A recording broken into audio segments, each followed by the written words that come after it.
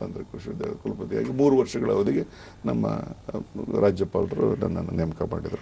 Digital valuation ಪದ್ಧತಿ ಅನ್ನೋದನ್ನು ತಾವೇ ಮೊಟ್ಟ ಮೊದಲು ಇಂಪ್ಲಿಮೆಂಟ್ ಮಾಡಿತ್ತು. ಅದು ಹೇಗೆ ಸಾಧ್ಯವಾಯಿತು? ಮೇಡಮ್, ನಾನು ಈ ಬೆಂಗಳೂರು ಯೂನಿವರ್ಸಿಟಿನಲ್ಲಿ ನಾನು ಕಸ್ಟೋಡಿಯನ್ ಆಗಿ ಎಕ್ಸಾಮಿನೇಷನ್ ಸಿಸ್ಟಮಲ್ಲಿ ಕೆಲಸ ಮಾಡುವಾಗ ನನಗೆ ಬಹಳಷ್ಟು ಇದರಲ್ಲಿ ಸಮಸ್ಯೆಗಳನ್ನು ನಾನು ನೋಡಿದ್ದೆ. ವ್ಯಾಲ್ಯೂಯೇಷನ್ಗೆ ಸರಿಯಾಗಿ ಟೀಚರ್ಸ್ ಬರ್ತಿರಲಿಲ್ಲ. ಆಮೇಲೆ ಕಾಲೇಜು ಶುರುವಾಗಿ 3 ತಿಂಗಳಾದರೂ ನಾವು ರಿಸಲ್ಟ್ ಕೊಡೋಕ್ಕಾಗ್ತಿರಲಿಲ್ಲ. ಹುಡುಗರಿಗೆ ಮುಂದಿನ ಎಕ್ಸಾಮ್ ಮುಂದೆ ಹಿಂದಿನ ರಿಸಲ್ಟ್ ಸಿಗ್ತಿರಲಿಲ್ಲ. ತುಂಬ ಹುಡುಗರು ಬಹಳ ಒದ್ದಾಡ್ತಾ ಇದ್ದರು. ಸೊ ಈ ಎಲ್ಲ ಸಮಸ್ಯೆಗಳು ಅರಿವಿತ್ತು ನನಗೆ. ಈಗ ನಾನು ಕುಲಪತಿಯಾಗಿ ಇದಕ್ಕೆ ಏನಾದರೂ ಒಂದು ಸಮಸ್ಯೆಗೆ ಪರಿಹಾರವನ್ನು ಹುಡುಕಬೇಕು ಅಂತ ನಾವು ಯೋಚನೆ ಮಾಡಿದಾಗ ನನಗೆ ಇದರ ಸಮಸ್ಯೆಯ ಹಿಂದೆ ಏನು ಕಾರಣ ಇದೆ, ಯಾಕೆ ಇದು ಡಿಲೇ ಆಗ್ತಾ ಇದೆ ಅಂತ ನೋಡಿದಾಗ ಫಸ್ಟ್ ನಮ್ಗೆ ಕಂಡು ಬಂದಿದ್ದು ಟೀಚರ್ಸ್ ವ್ಯಾಲ್ಯೂಯೇಷನ್ಗೆ ಬರ್ತಿರಲಿಲ್ಲ.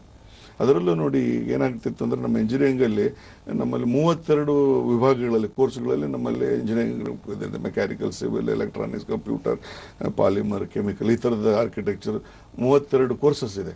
ನಾವು ಒಂದೊಂದು ಕೋರ್ಸಸ್ನ 2 ಕೋರ್ಸನ್ನು ಒಂದೊಂದು ಕಡೆ ವ್ಯಾಲ್ಯೂಯೇಷನ್ ಮಾಡ್ತಾ ಇದ್ವಿ.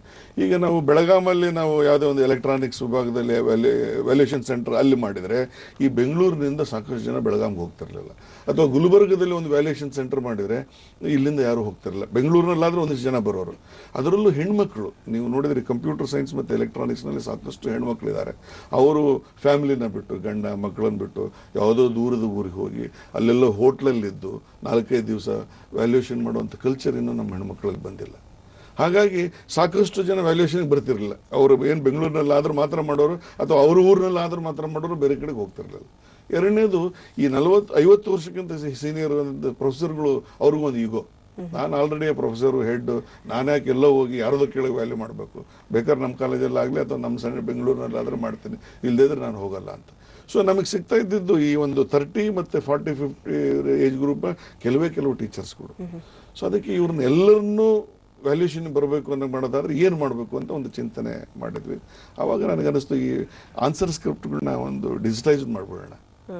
ಡಿಜಿಟೈಸ್ ಮಾಡಿಬಿಟ್ಟು ಸ್ಕ್ಯಾನ್ ಮಾಡಿಬಿಟ್ಟು ಸಿಸ್ಟಮಲ್ಲಿ ಹಾಕ್ಬಿಟ್ಟು ಅವ್ರು ಎಲ್ಲಿದ್ದಾರೋ ಅಲ್ಲೇ ಕೂತ್ಕೊಂಡು ವ್ಯಾಲ್ಯೂಯೇಷನ್ ಮಾಡಲಿ, ಇದನ್ನು ಯಾಕೆ ಮಾಡಬಾರ್ದು ಅಂತ ಒಂದು ಯೋಚನೆ ಮಾಡಿ ಒಂದು ಪೈಲಟ್ ಪ್ರಾಜೆಕ್ಟ್ ಆಗಿ ನಾವು ಬೆಳಗಾಂ ವಿಭಾಗಕ್ಕೆ ಫಸ್ಟ್ ಪೈಲಟ್ ಆಗಿ ಶುರು ಮಾಡಿದ್ವಿ. ತುಂಬ ಸಕ್ಸಸ್ಫುಲ್ ಆಯಿತು.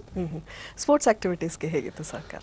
ನನಗೆ ಮೊದಲಿಂದಲೂ ಇದೊಂದು ಮೇಡಮ್, ಈ ಒಬ್ಬ ವ್ಯಕ್ತಿಯ ಒಂದು ಸಂಪೂರ್ಣ ಬೆಳವಣಿಗೆ ಆಗಬೇಕಂದ್ರೆ ಬರೀ ಏನು ಅಕಾಡೆಮಿಕ್ ಅಷ್ಟೇ ಅಲ್ಲ, ಈವನ್ ನಾನ್ ಅಕಾಡೆಮಿಕ್ ಎಕ್ಸ್ಟ್ರಾ ಕರಿಕ್ಯುಲರ್ ಆಕ್ಟಿವಿಟೀಸ್ನೂ ತುಂಬ ಮುಖ್ಯ. ಅದರಲ್ಲೂ ಸ್ಪೋರ್ಟ್ಸ್ ಮತ್ತು ಈವನ್ ಕಲ್ಚರಲ್ ಆಕ್ಟಿವಿಟೀಸ್ ಇದೂ ಭಾಳ ಮಕ್ಕಳಿಗೆ ಮುಖ್ಯ ಅನ್ನೋ ಒಂದು ಉದ್ದೇಶಕ್ಕೆ ಹಿಂದೆ ನಮ್ಮ ಯೂನಿವರ್ಸಿಟಿನಲ್ಲಿ ಸಾಕಷ್ಟು ಫೆಸಿಲಿಟೀಸ್ ಇರಲಿಲ್ಲ.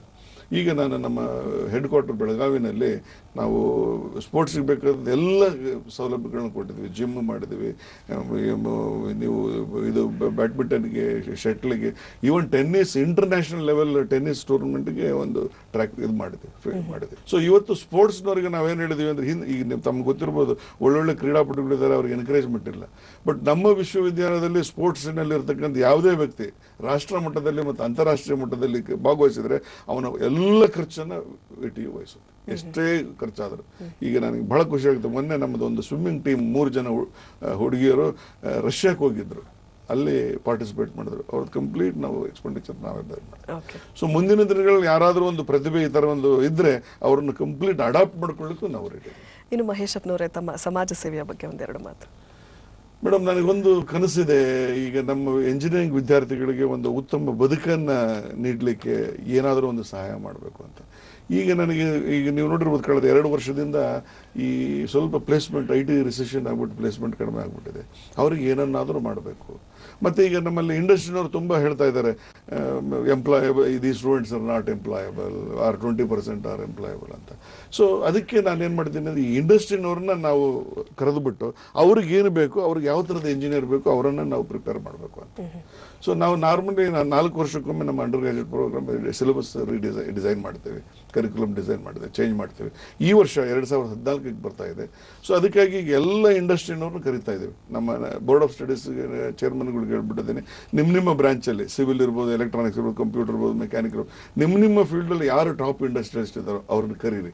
ಅವರಿಗೆ ಕೇಳಿ ಏನು ಬೇಕು ಅವ್ರ ಇಂಡಸ್ಟ್ರಿಗೆ, ಅದನ್ನು ನಾವು ಸಿಲೆಬಸ್ಸಲ್ಲಿ ಇಡೋಣ, ಅದನ್ನು ನಮ್ಮ ಹುಡುಗರಿಗೆ ಕೊಡೋಣ.